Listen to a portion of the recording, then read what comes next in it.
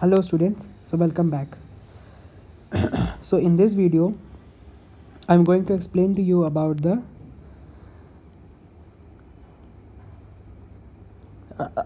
conversion, मतलब ये conversion क्या है, and then I will explain you that how we find the concentration versus time curve, and also the relation between the concentration and time, and also regarding the conversion and time relation and the curve. And we will do these two calculation, that is for we are finding the concentration time relation and conversion time relation for zero order reaction. Then we will go through the for same thing for the first order reaction, and then at last we will go through second order reaction. And then I'll explain to you about the half life क्या है, and then we will do various calculation for like for zero order and first order and second order and for nth order respectively. So I hope you will enjoy this video. So let's start with the conversion. अब ये conversion क्या है? So let me explain. So conversion is defined for a particular reactant. It shows how much of a particular reactant is converted into products. Okay. So as you have seen through this definition, it is written here. Okay. सो मतलब conversion का meaning simply है कि जो particular reactant है हमारा, जो भी हमारा रिएक्टेंट है वो कितना एग्जैक्टली कन्वर्ट हुआ है, मतलब वो कितना पार्ट वो रिएक्टेंट कन्वर्ट हो चुका है हमारा किसमें, हमारा प्रोडक्ट्स में. तो इसको ये कन्वर्जन का एक्चुअल वैल्यू हम कैसे निकालते हैं. So let me explain. Suppose this is a example of particular reaction. ये small A, small B and small C ये रिएक्शन का स्टोइकोमेट्रिक कोएफिशिएंट्स होगा. ओके. अब एक्स ए, ये एक्स ए हम डिफ़ाइन करते हैं कन्वर्जन के लिए. ये ए हम दिखाते हैं कि कौन सा रिएक्टेंट का हम कन्वर्जन निकाल रहे हैं. तो इसका हम लिखते हैं moles of A reacted divided by moles of A fed. Okay.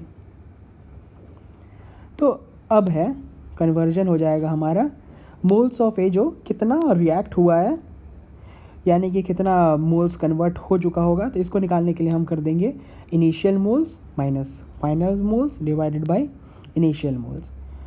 और जब इसी को हम एक सिंबल के फॉर्म पे लिखेंगे, देन इनिशियल मोल्स हमारा हो जाएगा Na0 और फाइनल मोल्स हमारा Na, and again initial moles is Na0. So simple. Moles of A reactant मतलब कि इनिशियली जितना भी मोल्स था और आखिरी में जितना मोल्स बचा, ये दोनों को जब हम माइनस कर लेंगे देन वी विल गेट कि कितना मोल्स हमारा रिएक्ट होके हो चुका है. तो इससे हमारा कन्वर्जन का डेटा मतलब वैल्यू निकल जाएगा. ओके. और जब इस इक्वेशन को हम फर्दर डिवाइड करेंगे Na0 से, then Na0 by Na0 will become 1 and minus Na by Na0. अब इस इक्वेशन को हम फर्दर सिंप्लीफाई करते हैं. हम फर्दर सिंप्लीफाई क्या करते हैं कि सिंपली हम दोनों को, इस इक्वेशन को हम दोनों को वॉल्यूम से डिवाइड कर देंगे. दोनों को हम वॉल्यूम डिवाइड करेंगे तो ये this equation and this equation and this equation will be same. तो जब हम ऐसे हम डिनोट करके लिखेंगे तो हम देखेंगे तो concentration of A can be is Na by V, यानी कि अब कंसंट्रेशन ऑफ ए का यूनिट होता है हमारा कंसंट्रेशन का मोल पर मीटर क्यूब. ओके. सो अब हमारा कंसंट्रेशन ऑफ ये था एक हो गया Na बाई वी. तो इसी तरीके से एक्स ए को कन्वर्जन ऑफ ए हमारा कंसंट्रेशन के फॉर्म पे हम ऐसे लिख सकते हैं, या अगर हम मोल्स के फॉर्म पे लिखना चाहें तो इस फॉर्म से हम लिख सकते हैं. तो ये दो हमारा रिलेशन था, हो गया यहाँ से. ओके. अब let us take an example for zero order reaction. Okay, so as you know हमारा माइनस आर ए हो जाएगा minus D C A by D T is equal to k. अब डी सी ए हो जाएगा, concentration of ए हो जाएगा हमारा initial C A not और टू द सी ए और के डी टी. मतलब कि हम जो माइनस आ रहे हमारा रेट है वो minus D C A by D T equal to K हो जाएगा. अब ये D C A D T को we will take this side, then we can put the limits 0 to the T.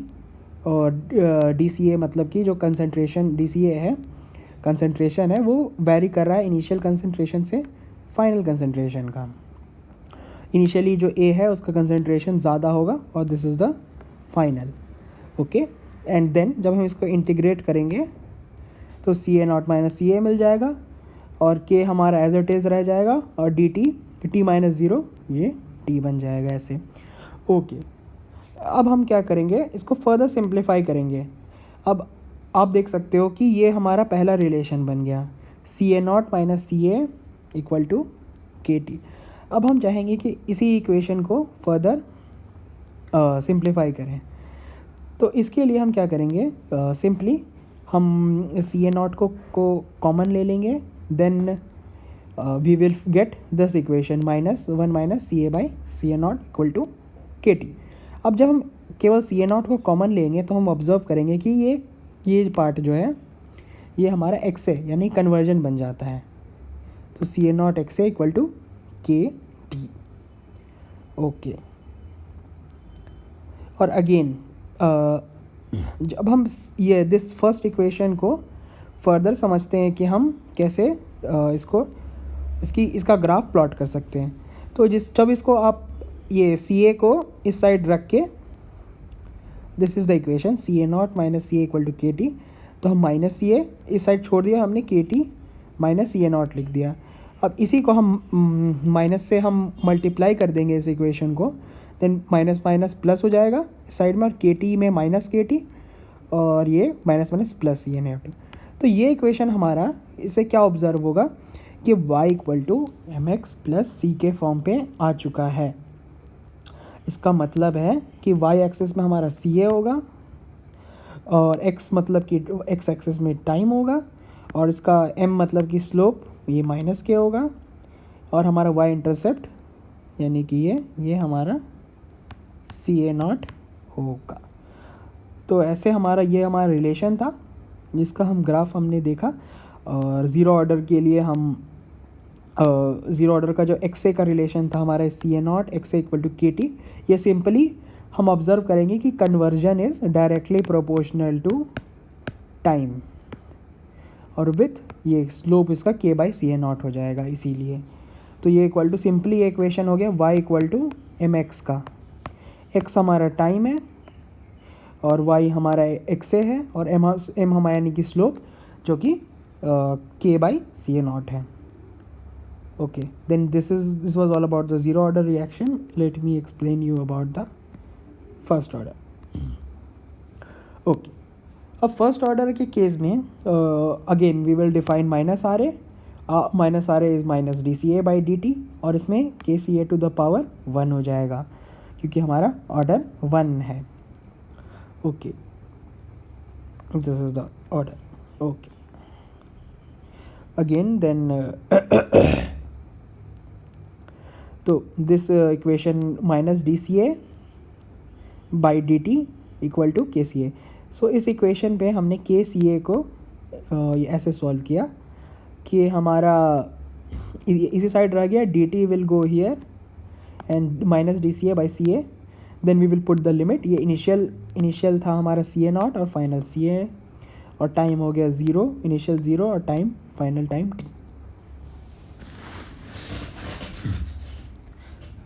जब इसे हम फाइनली देन इंटीग्रेट करेंगे then we will get minus L N C A. अब जब इसको हम integrate कर देंगे then we will get this minus L N C A by C A not is equal to के टी. ओके,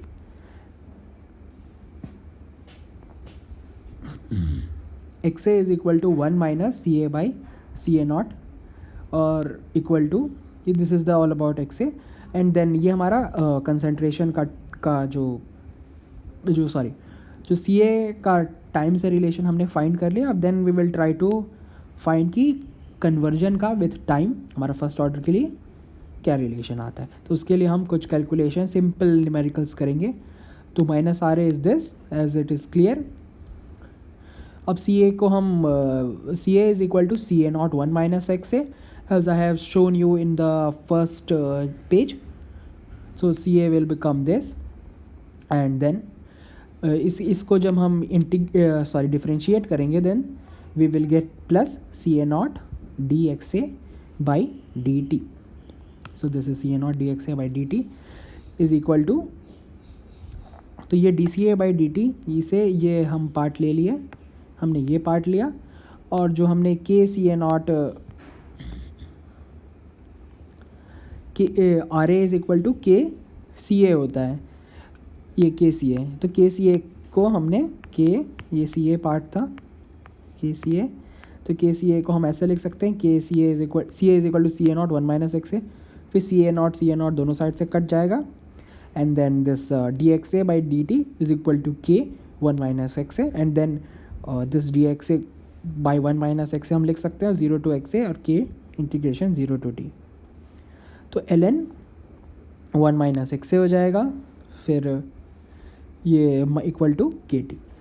अब हमारा फर्स्ट ऑर्डर के लिए concentration versus time curve and X A versus time curve आ गया. तो हम simply इसमें हम ऑब्जर्व करेंगे कि हमारा ये L minus L N 1 minus X A और L N C A by C A not को टी लिख देंगे. तो अप्रोप्रिएट स्लोप हमारा दोनों के केसेस में के ही रहता है. स्लोप देख सकते हो इस यहाँ से और यहाँ से सिंपली. तो ये था हमारा कर्व का relation and concentration and conversion का relation.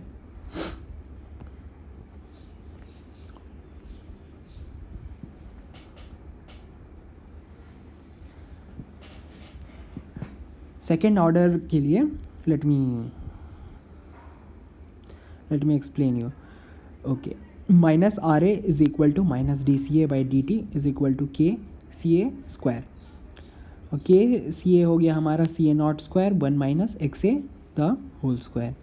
Okay,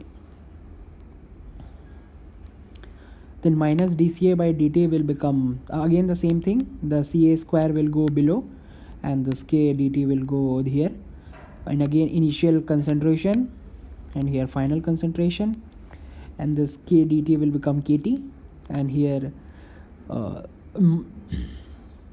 we will apply this formula dx x to the power minus n. This formula will become x to the power minus n plus 1 divided by minus n plus 1. I hope you know the basic calculus formula. By this you will get ca minus 2 plus 1 divided by minus 2 plus 1, ca naught ca is equal to kt, and by this 1 by ca minus 1 by ca naught is equal to kt. This is the thing.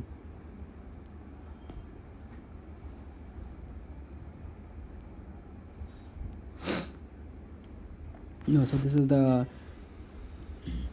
and जब हम चाहेंगे कि इस equation का हम graphical form देखें, then we will see ये 1 by C A is equal to 1 by C A naught plus k T.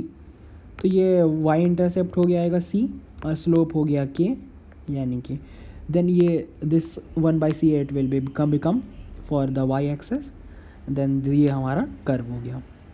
Okay, अब हमारा एक्स ए के लिए जो कर्व है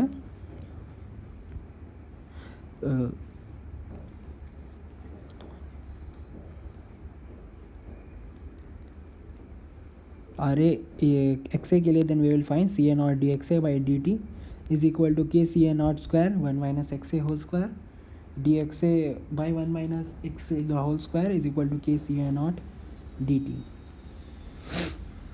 1 by ca naught xa by 1 minus xa is equal to kt. Okay, so simply here what we have done, we have substituted ca as ca naught 1 minus xa, and then we have differentiated it this, and then here we are putting k ca square क्योंकि ये second order reaction है. this part we are putting here. Okay, and then we are simply putting the limits of xa, that is conversion starting में हमारा 0 रहता है, then final conversion xa हो जाएगा और विथ टाइम 0 to t हो जाएगा. then 1 by ca naught xa by 1 minus xa is equal to kt. Okay, so xa by 1 minus xa is equal to t and then slope is ca naught k. तो ये हमारा simply xa और time का एक relation बन गया, and this was about the concentration time relation. I hope you have understood. अब हम एक नेक्स्ट टॉपिक पे स्टार्ट करना चाहेंगे जो कि है half life. So what is half life? Calculation when concentration reaches half. अब इसमें हम सिंपली कैलकुलेशन कुछ करेंगे जबकि कंसंट्रेशन हाफ होगा. तो इसके पहले हम समझते हैं हाफ लाइफ क्या है. अब हाफ लाइफ का सिंपल डिक्शनरी मीनिंग आप कह सकते हो कि आधी लाइफ, आधी ज़िंदगी. अब इस केसेस से मतलब क्या है? अब हाफ ज़िंदगी किसका होगा इस केसेस में? इस केसेस में हमारा हाफ लाइफ होगा हमारा एक रिएक्टेंट का जनरली, जबकि रिएक्टेंट का कंसंट्रेशन जो भी था उसका ठीक हाफ का जो टाइम लगेगा उसे हम कहेंगे कि भाई हमारा आधा समय निकल चुका है. मतलब ये आधा समय यहाँ किसका? रिएक्टेंट का निकलता है. तो so T half is time needed for the concentration of reactants to drop to half the original value. Okay, so this was all about the T half. Zero order हो गया हमारा n is equal to 0 minus D C A by D T is equal to के C A minus D C A by D T is equal to K. तो अब इसमें हम limits put करेंगे. तो हमारा हम कैलकुलेशन कर रहे हैं कि कब तक हमारा हाफ लाइफ का कब हम मिलता है हमारा रिएक्शन पे. तो हमारा इनिशियल हो गया, initial concentration is C A not और final concentration is C A not by 2. तो फाइनल कंसंट्रेशन हो गया हमारा सी ए not by 2 minus C A not is equal to के टी हाफ. जब हम कैलकुलेट करेंगे then we will get this C A not by 2 is equal to के T half. Okay, so this was all about the relation between time half and the concentration for zero order reaction, and then we will do the same thing for the first order, and again the same thing, we are putting the limits here, and 1 minus this according to calculus is ln ca, and then we are putting the limit, that is ln ca naught by 2 minus ln ca naught is equal to k t to the power half. And then again we are doing ln ca naught by ca naught by 2. This log a minus log b is log, suppose log a minus log b will become log ln log a by b. So this is how we get this part, and then we are simply calculating this ln2 from the calculator. When you do ln 2 then you will get this 0.693 is equal to k t to the power t power nahi k t half. So this is our your relation, t half is equal to 0.693 by k. Okay,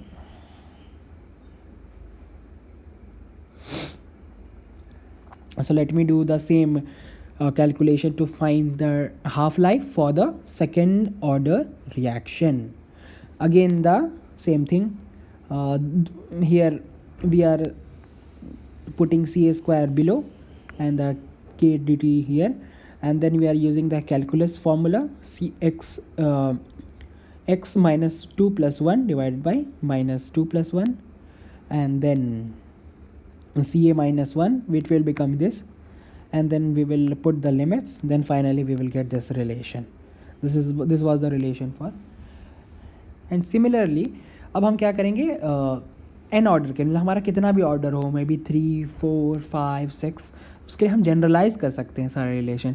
तो हम simply same जैसे हमने 2 के लिए किया उसी तरीके से हम n के लिए करेंगे, और हम सारा कैलकुलस का वैल्यू पुट करते रहेंगे और हमारा फाइनली ये रिलेशन आ जाएगा.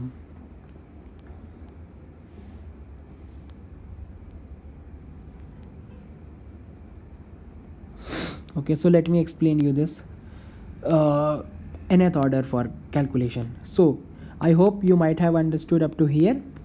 Then this CA we will do minus n. जब n को ऊपर लिख दिया हमने, से CA minus n लिख सकते हैं. अब then we will put the calculus formula CA minus n plus 1 divided by minus n plus 1 and we will put limit as it is CA naught और CA naught by 2. अब हम इसको substitute कर देते हैं इस फॉर्म पे. Then CA naught by 2 n minus n plus 1 और माइनस CA naught. ओके, अब हम माइनस ये n प्लस 1 को कॉमन लेके जब हम माइनस से मल्टीप्लाई करेंगे then it will become n plus 1. Okay, then K T half will be as it is. अब इसके बाद हम हाफ को 0.5 n plus 1 minus n plus 1 भी लिख सकते हैं और हम CA naught को कॉमन ले लेंगे इस केसेस में. देन वी विल फाइंड कि CA naught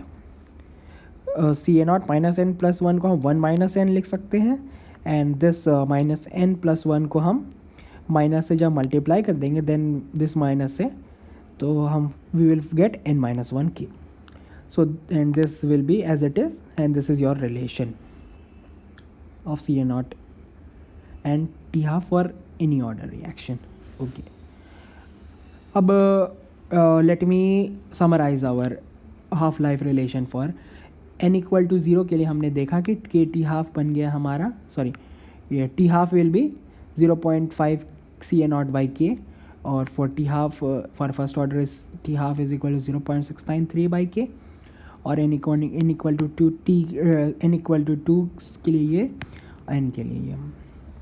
okay, and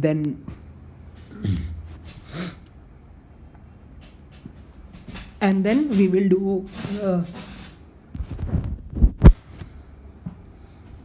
and we will also do this calculation for T half for, and this is for to explain you कि T half और CA naught को जब हम log लेके हम solve करेंगे तो कुछ इस टाइप का रिलेशंस आएगा.